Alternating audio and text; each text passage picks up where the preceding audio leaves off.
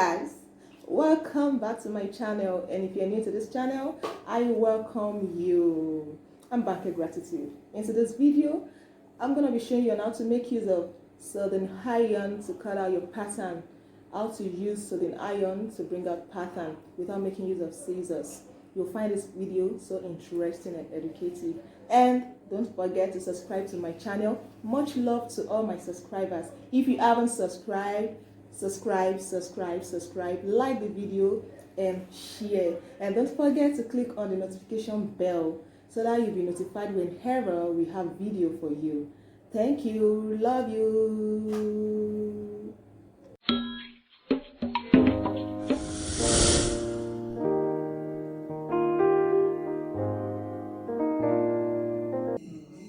This is soldering iron,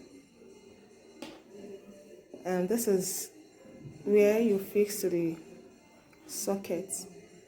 So after fixing it to the socket, you leave it a while to hot, so the tip will be hot, then it's ready for use.